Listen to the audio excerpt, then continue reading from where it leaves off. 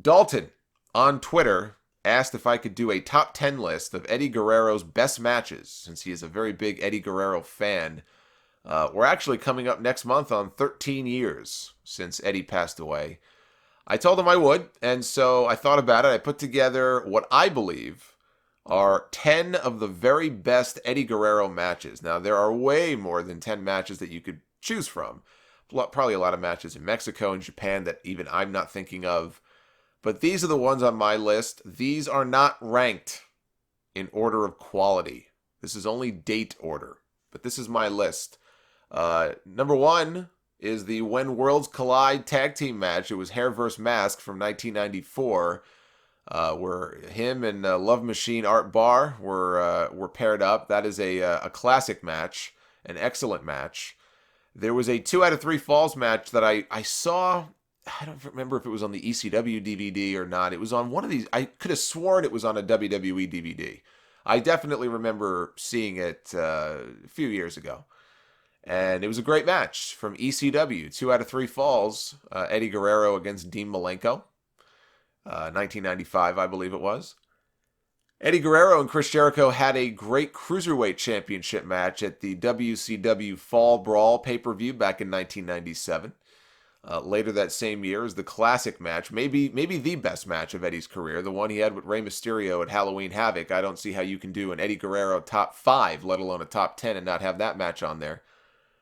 Eddie and RVD, Rob Van Dam, they had a ladder match for the Intercontinental title on Raw back in 2002, I believe it was. That was the match where the idiot fan in like the Oilers jersey, I think it was, jumped in the ring, and Eddie was climbing the ladder, and this freaking drunk asshole ran into the ring and shoved the ladder. That could have ended in disaster. And all I remember, Eddie definitely threw a punch at the guy, but I think it was Earl Hebner who literally just like took down this guy. He just grabbed him and took him down. And RVD, what I remember about this most of all is as this is going on, there's this commotion in the ring. They show RVD laying on the mat, and he's got this, like, literally stoned look on his face, which is so appropriate. He just looks up like, hey, what's going on, man? It's like all dazed and confused. He's got no idea what's going on. Number 6, Eddie Guerrero against Edge. During the SmackDown 6 era, this was from September 2002, they had I think it was a no disqualification match on SmackDown. Number 7, Eddie Guerrero and Chris Benoit for the United States Championship. It was the finals of the U.S. title tournament at Vengeance 2003. They had a great match. There was a parking lot brawl on SmackDown in the same year with John Cena that Eddie had. That was pretty good. If you go back and watch, it was a long time. I went back and watched it again. It had been a while, and it was a very unique concept. I wish we would see more things like that on WWE television. Not parking lot brawls per se, just, unique matches. Eddie Guerrero and Kurt Angle from WrestleMania 20 is on my list at number 9. And number 10, rounding out the list, and again, this is in date order. I cannot stress that enough. This is not ranked. But number 10, Eddie Guerrero and Brock Lesnar from No Way Out 2004.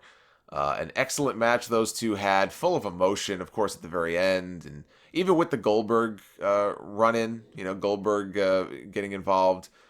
Just a great match. And what a moment for Eddie at the end, celebrating with the championship, diving into the crowd. And it's just a great moment, a great capper to a great match.